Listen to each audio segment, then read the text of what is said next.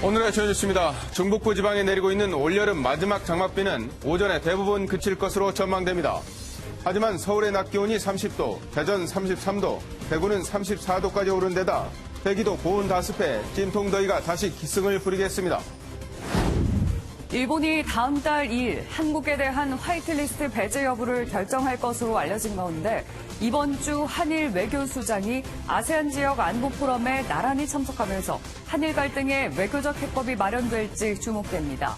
이런 가운데 문재인 대통령은 취임 후 처음으로 여름 휴가를 취소했습니다. 7월 임시국회가 오늘부터 시작됩니다. 그러나 민주당과 한국당, 바른미래당이 정부 추경안 처리 방식 등을 놓고 대치를 이어가면서 임시국회 기간과 의사일정 합의는 실패했습니다. 2명이 숨지고 25명이 다친 광주클럽이 불법으로 증축과 개축을 한 것으로 드러났습니다. 업주 등 3명을 입건한 경찰은 일반 음식점에서 춤을 출 수 있도록 한 조례 개정 과정에 특혜가 있었는지 수사하고 있습니다.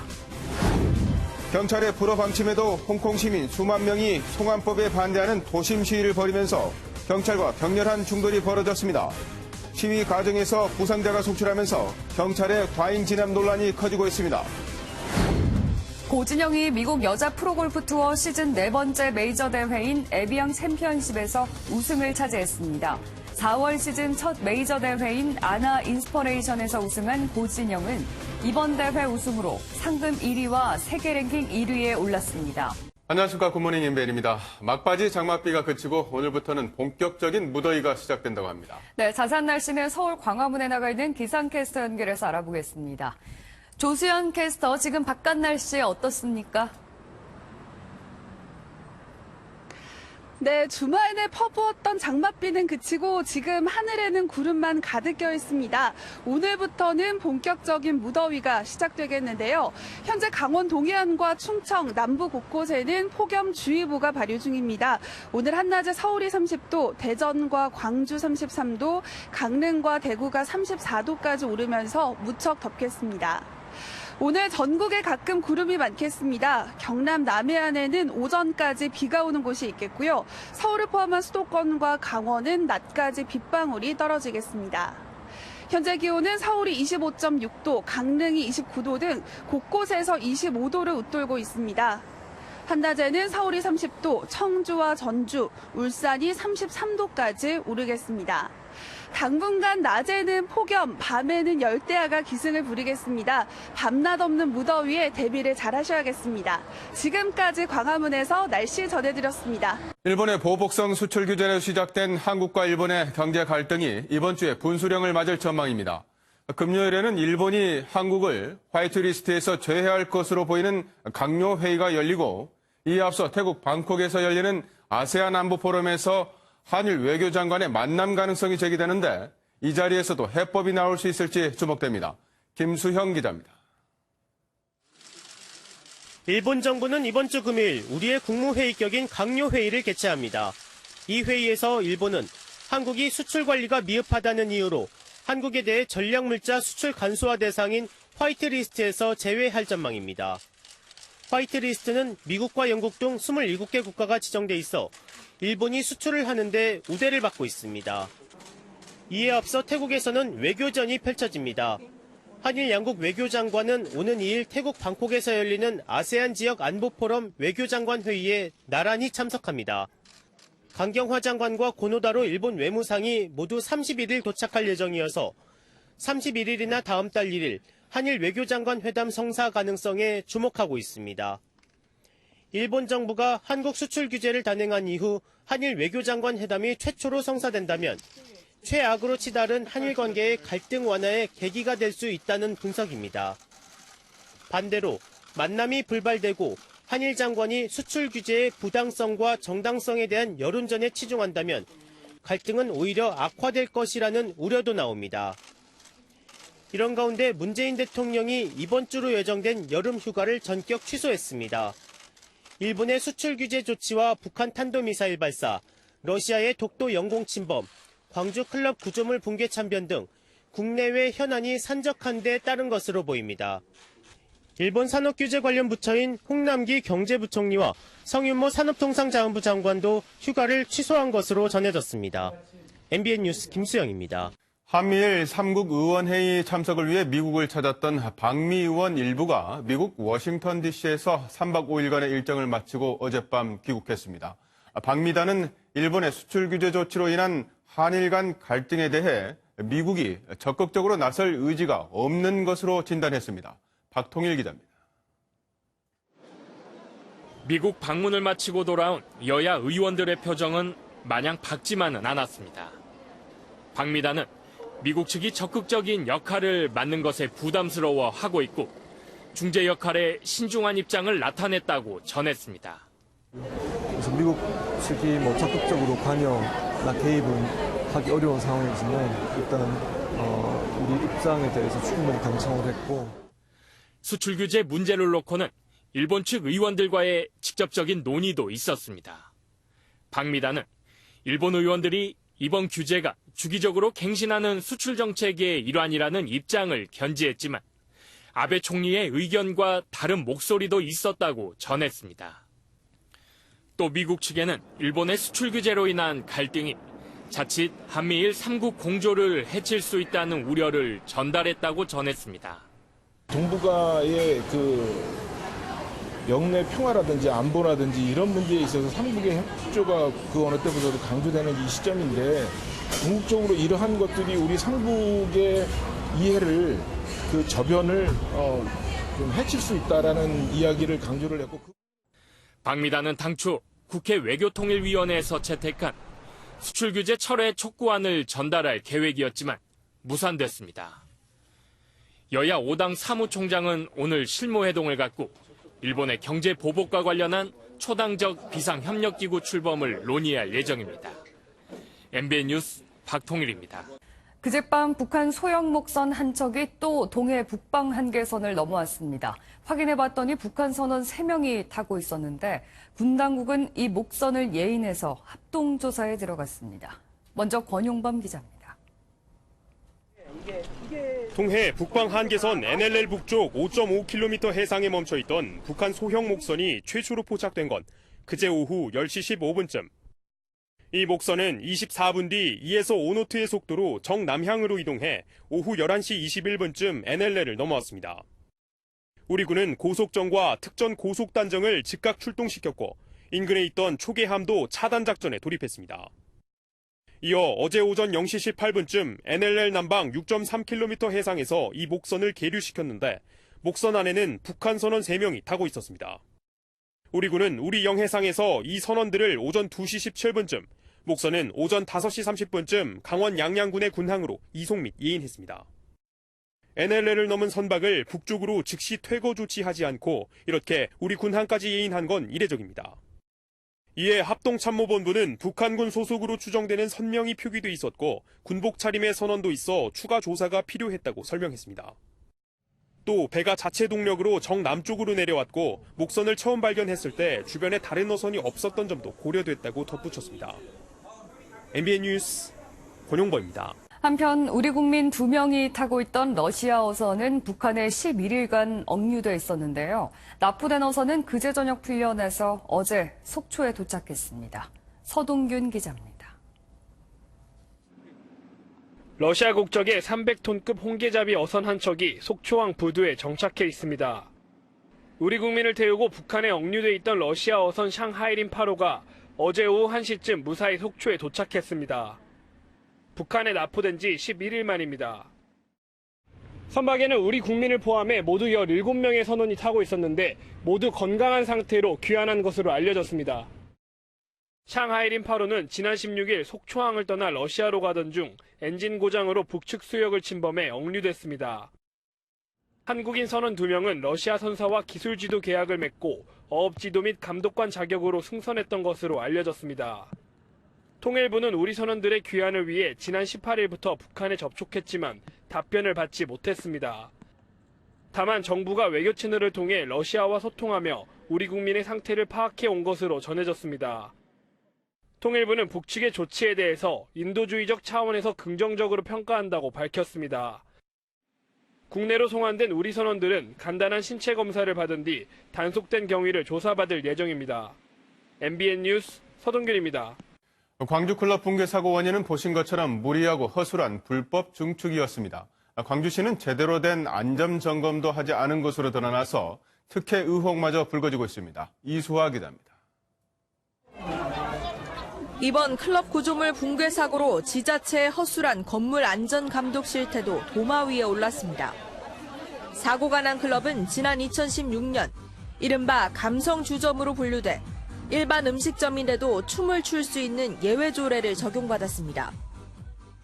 조례에 따르면 객석 면적 1제곱미터당 1명이 넘지 않도록 적정 입장 인원을 관리하고 100제곱미터당 1명 이상의 안전요원을 두는 등의 단서가 달렸지만 사고가 난 클럽은 제대로 지켜지지 않은 것으로 보입니다. 감독에 나서야 할 광주 서구 역시 손을 놓고 있었습니다. 적정 수용 인원의 기준이 되는 클럽의 면적 규모 파악도 하지 않았고 제대로 된 안전 점검도 없었던 것으로 드러났습니다. 서구 관계자는 1년에 2차례 점검을 하는 조례는 강제 조항이 아니어서 안전 점검을 하지 않았다고 해명했습니다. 경찰은 해당 클럽이 허가 과정에서 특혜를 받았는지 또 최근 논란이 되는 마약 거래에 연루된 것은 아닌지 들여다보고 있습니다. 그와 같은 지금 의혹이 제기가 되고 있는 것이 사실이기 때문에 그 또한 정확하게 이제 수사를 거쳐서 사실관계 규명토록. 경찰은 현재 클럽 업주 2명과 영업부장 등 3명을 과실치사상 혐의로 입건해 조사하는 한편 해당 지자체를 상대로도 조사를 벌일 계획입니다. MBN 뉴스 이수아입니다. 광주 세계수영선수권대회에 참가한 외국인 남자 선수가 또 다른 클럽에서 여성을 성추행한 혐의로 경찰에 붙잡혔습니다. 광주 서부경찰서는 어제 새벽 3시쯤 광주 시내 한 클럽에서 10대 여성의 신체를 만진 혐의로 헝가리 국적의 수영선수 A씨를 체포해 조사하고 있다고 밝혔습니다. A씨는 경찰 조사에서 혐의를 강하게 부인하는 것으로 알려졌는데 경찰은 법무부에 A씨의 출국 정지를 신청해 승인받았습니다. 피의자 신분으로 전환된 고유정의 현 남편은 청와대 국민청원에 직접 글을 올려서 경찰 수사에 대한 억울한 심경을 토로했습니다. 경찰 수사에 강한 불신을 드러내면서 고유정과 경찰이 자신을 10번도 넘게 죽였다고 언급했습니다.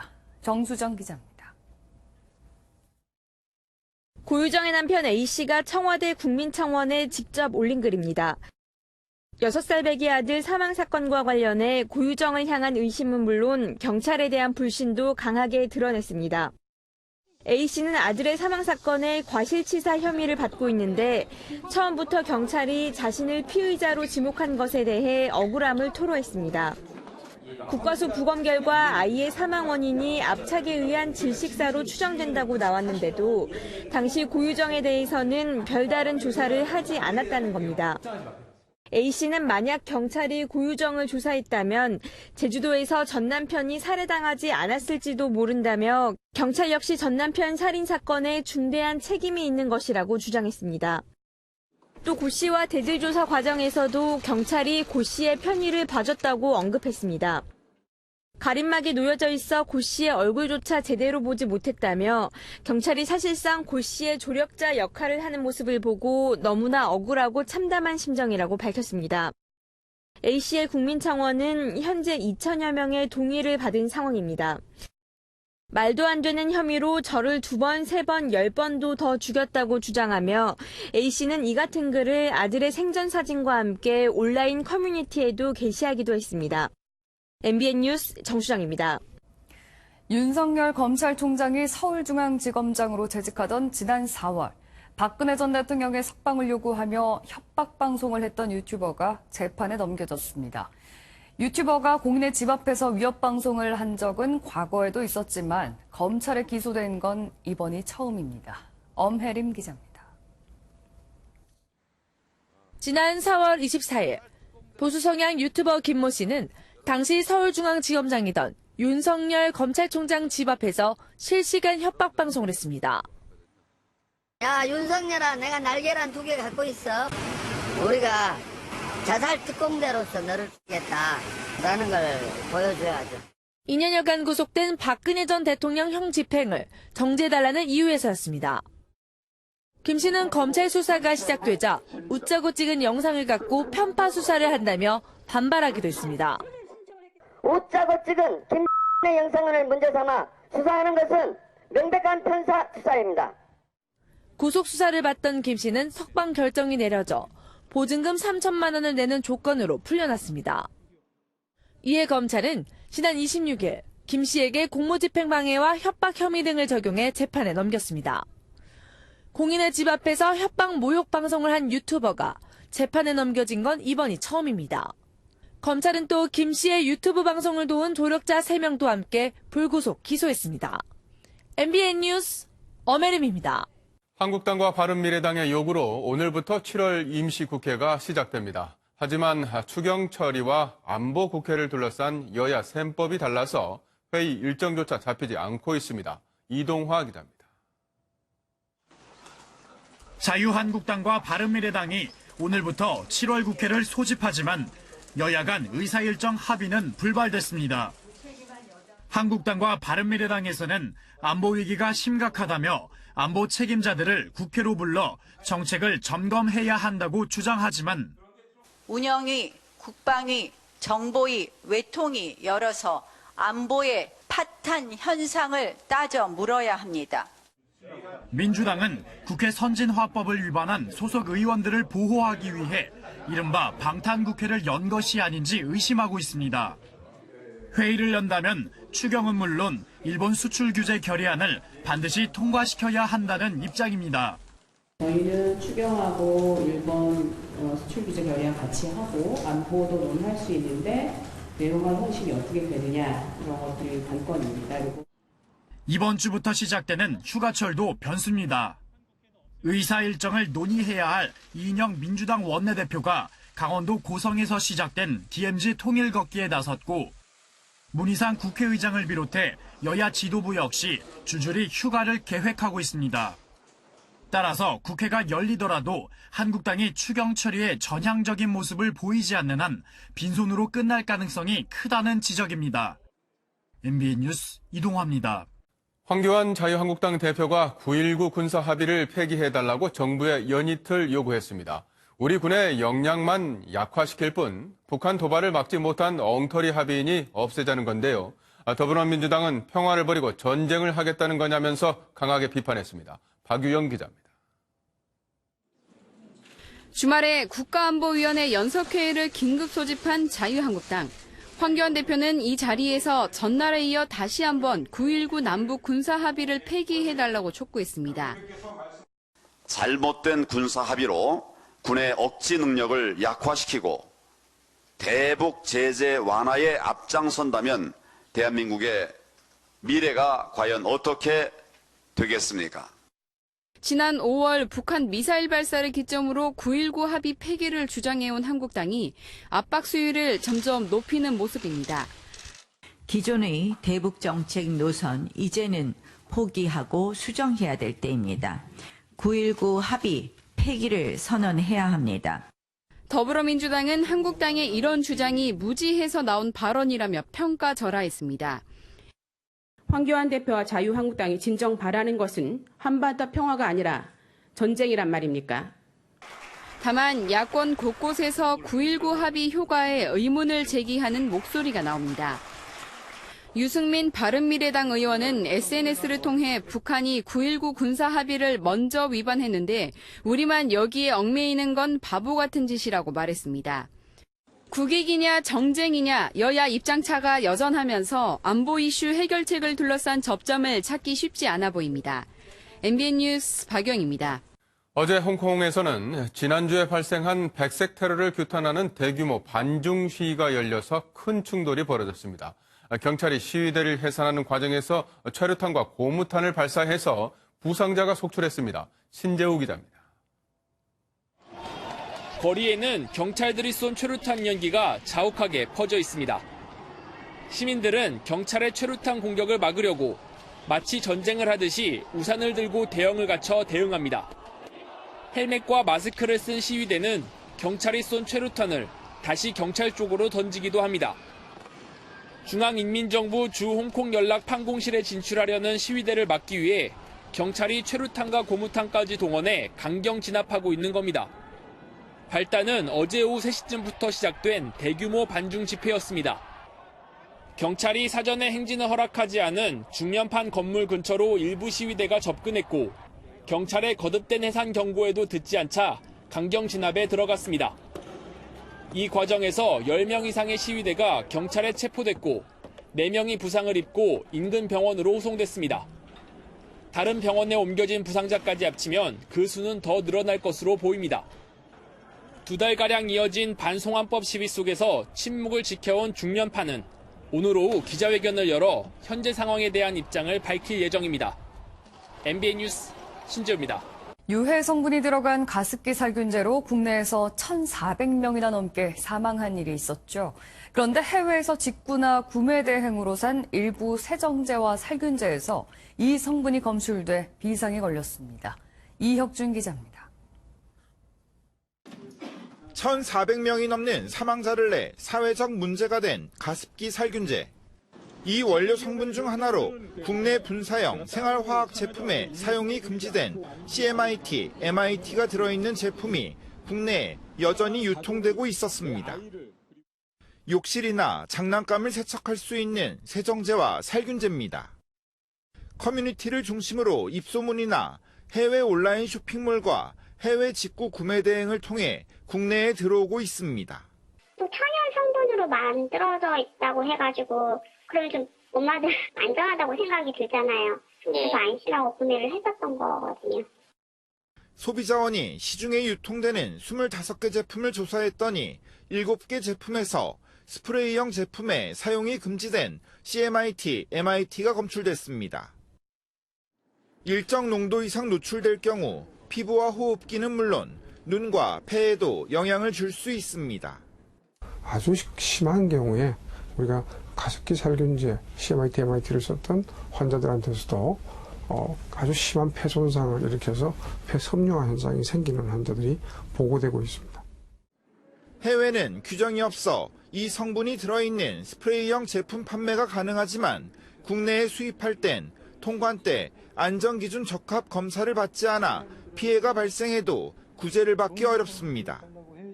소비자원은 해당 제품의 판매 중지를 권고했고 해외 직구 제품을 사는 경우 홈페이지를 통해 원료 성분을 직접 확인할 것을 당부했습니다. MBN 뉴스 이혁준입니다. 수십 년간 도심 속을 관통하는 철길 때문에 불편을 겪던 동네에 지하 철길 건널목이 들어서게 됐습니다. 그런데 오히려 이 지하 건널목 위에 설치된 전기시설이 주민 안전을 위협하고 있습니다. 정시훈 기자가 현장을 취재했습니다. 광주 도심을 지나는 철길입니다. 하루에도 수십 차례 열차가 지나면서 사고도 자주 나자 지하 건널목 공사가 시작됐습니다.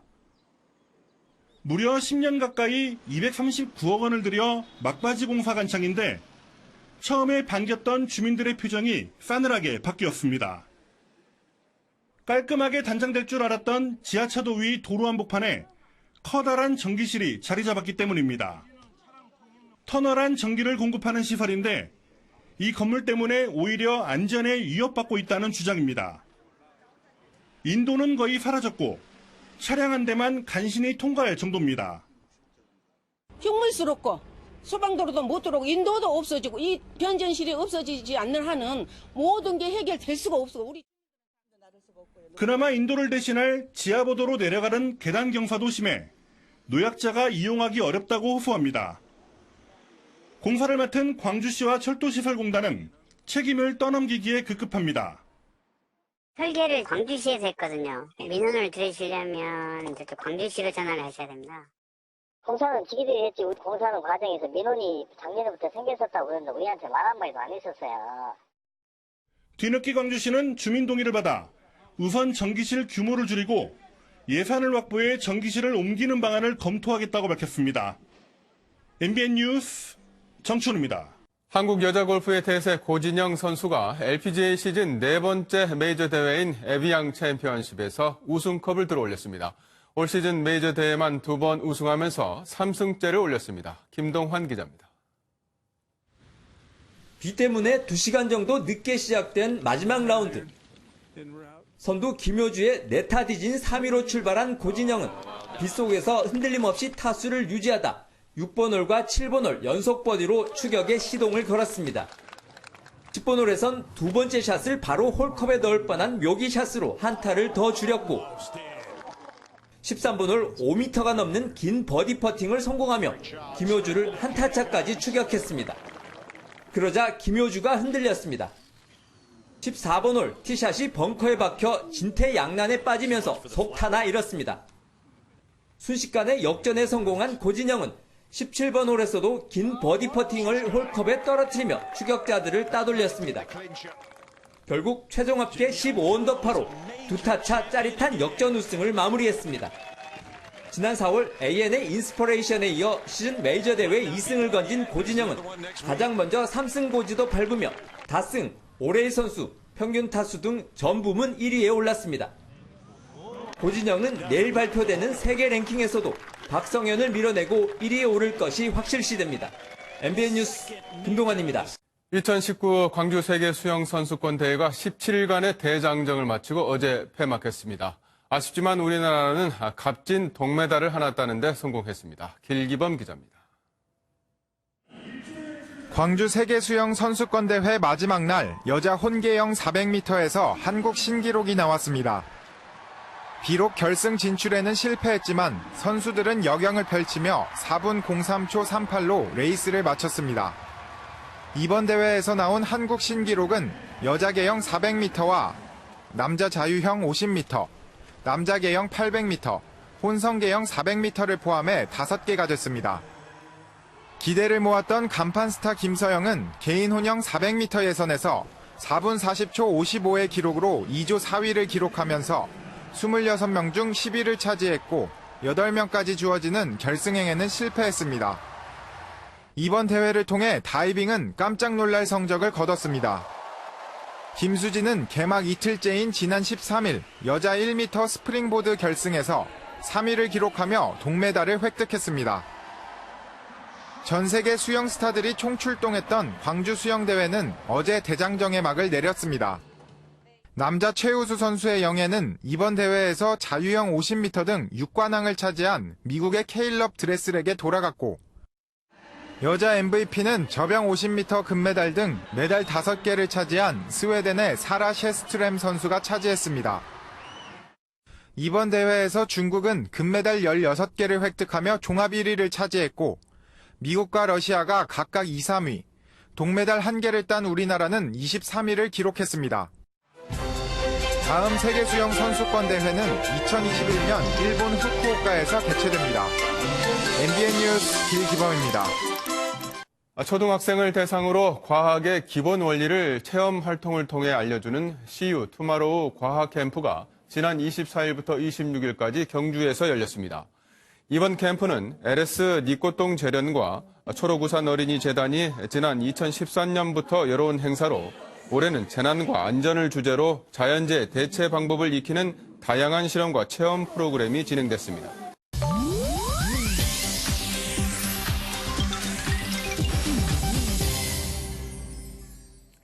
인터넷 와글와글입니다. 흰 옷을 입었을 때면 꼭 김치 국물이나 양념이 튀어서 곤란했던 적 한 번쯤 있으실 텐데요. 와인을 쏟은 한 여성이 재치 있는 대처로 눈길을 끌었습니다. 흰 옷을 곱게 빼입은 여성, 가만 보니 옷에 보라색 자국이 선명한데요. 모임에 참석했다 친구의 실수로 와인을 쏟은 겁니다. 하지만 실망도 잠시, 와인을 오히려 더 쏟아서 얼룩이 멋진 새 옷을 만들었는데요. 누리꾼들은 참신하고 유쾌한 발상의 전환이라며 호평을 쏟아내고 있습니다. 식물성 재료를 이용해 만든 가짜 고기는 많이들 알고 계시죠? 그런데 고혈압 환자나 채식주의자들이 걱정 없이 먹을 수 있는 가짜 달걀도 개발돼 눈길을 끌고 있습니다. 평범해 보이는 달걀 요리. 하지만 진짜 달걀이 아닌 식물성 달걀을 이용해 만든 거라는데요. 오로지 녹두와 강황 등 식물성 단백질로만 만들어졌다고 합니다. 가열하면 몽글몽글해지는 달걀의 질감을 구현하기 위해 가장 애를 썼다는데 과연 맛도 비슷할지 궁금하네요. 연일 후덥지근한 날씨 때문에 일상생활하기 불쾌한 분들 많으셨을 텐데요. 미국 라스베이거스는 높은 습도 때문에 메뚜기 떼 습격을 받았다고 합니다. 가로등 아래 흩날리고 있는 하얀 무언가. 얼핏 보면 눈인가 싶지만 알고 보니 메뚜기 떼였는데요. 라스베이거스의 카지노와 호텔 밀집 지역 곳곳에 메뚜기 떼들의 떼아닌 습격이 일어나고 있습니다. 습한 날씨 때문에 등장한 걸로 보인다는데 이들이 질병을 옮기거나 작물에 피해를 주지는 않을 거라니 그나마 다행이네요. 청주에서 가족과 함께 등산을 하러 갔다가 실종된 여중생 조은두리 양의 행방이 일주일 가까이 지나도록 밝혀지지 않고 있습니다. 지적장애가 있다고 알려진 조 양은 지난 23일 가족과 등산을 하다 먼저 내려가 있겠다고 한 뒤 실종된 것으로 전해졌는데요. 어제 수색 현장에 군과 경찰, 소방대원 250여 명을 비롯해 구조견과 수색용 드론 8대까지 총동원됐지만 아직 조양을 찾지 못했다고 합니다. 경찰은 열화상 카메라를 동원해 야간 수색을 이어가는 한편 공수부대를 투입하는 방안도 검토 중이라는데요. 조양이 하루빨리 가족의 품으로 무사히 돌아오길 바랍니다. 인터넷 와글와글이었습니다. 다음은 굿모닝 월드입니다. 사람들이 강가에 모여들었는데요. 그리고는 강물에 몸을 담갔습니다. 뭘 하고 있는 걸까요? 러시아의 한 성직자가 강물에서 아이를 안고 있습니다. 그리고는 3번 물속에 아이를 넣었다가 빼는데요. 아이뿐만이 아닙니다. 어른들도 물속에 몸을 담갔다 빼는데요. 러시아에서 국교 개종을 기념하기 위한 대규모 세례식을 하고 있는 겁니다. 모두에게 축복과 평화가 있길 희망합니다. 여기 생일 축하를 받는 동물이 있는데요. 대나무를 무척 좋아하는 귀여운 녀석이라고 합니다. 영상 함께 보시죠. 오늘은 윈난 야생동물원에 사는 판다의 5번째 생일입니다. 이름은 마오주라고 하는데요. 동물원은 마오주에게 특별 제작한 케이크를 줬습니다. 죽순으로 만든 생일 케이크인데요. 이를 바라보는 많은 아이들도 판다의 생일을 축하해줬습니다. 지금처럼 마오주가 아프지 않고 건강하게 무럭무럭 자라줬으면 좋겠네요. 동성애자들은 과거 편견과 학대를 받았는데요. 하지만 이제 자유를 되찾은 이들의 모습을 독일의 거리에서 볼 수 있었습니다. 화면으로 만나보시죠. 무지개색의 장신구를 몸에 찬 사람들이 여기저기 보입니다. 성소수자를 상징하는 무지개색의 복장을 하고 있는데요. 베를린에선 성소수자를 위한 퍼레이드가 열렸습니다. 과거 나치 정권은 동성애자들을 국가의 적으로 규정해 교도소에 감금하고 학대했는데요. 2차 세계대전 이후 이들의 자유가 보장됐고 해마다 이맘때쯤이면 축제가 열립니다. 50년째 계속되고 있다는 이 축제. 이 축제에선 이들이 되찾게 된 자유를 함께 즐길 수 있다네요. 지금까지 굿모닝 월드였습니다. 막바지 장맛비가 모두 그쳤습니다. 지금은 하늘에 구름이 가득 껴있고 간간히 빗방울이 조금씩 떨어지고 있습니다. 이제 올해 장마는 모두 끝났다고 볼 수가 있겠고요. 이제부터는 본격적인 무더위에 대비를 하셔야겠습니다. 현재 강원 동해안과 충청, 남부 곳곳에는 폭염주의보가 내려져 있습니다. 오늘 한낮에 서울이 30도, 대전과 광주 33도, 강릉과 대구가 34도까지 치솟겠습니다. 오늘은 장마전선의 영향에서 벗어나 북태평양 고기압의 가장자리에 들겠습니다. 전국에 가끔 구름이 많겠고요. 경남 남해안에는 오전까지 비가 오는 곳이 있겠습니다. 한편 서울을 포함한 수도권과 강원은 낮까지 오락가락 빗방울이 떨어지겠습니다. 밤사이 기온이 크게 떨어지지 못하면서 곳곳에서 열대야가 나타났습니다. 현재 기온 서울이 25.8도, 강릉이 29.4도, 대구가 26.8도로 많은 지역에서 25도를 웃돌고 있습니다. 낮에는 고스란히 폭염으로 이어지겠는데요. 한낮에 서울이 30도, 춘천이 31도, 울산이 33도로 후텁지근하겠습니다. 이번 주는 비 소식 없이 무더위가 기승을 부리겠고요. 곳곳에 소나기 정도 내리겠습니다. 당분간 낮에는 폭염, 밤에는 열대야가 기승을 부리면서 불쾌지수가 매우 높겠습니다. 충분한 수분 섭취를 해주시고요. 야외 활동을 최대한 자제하시는 게 좋겠습니다. 지금까지 광화문에서 날씨 전해드렸습니다.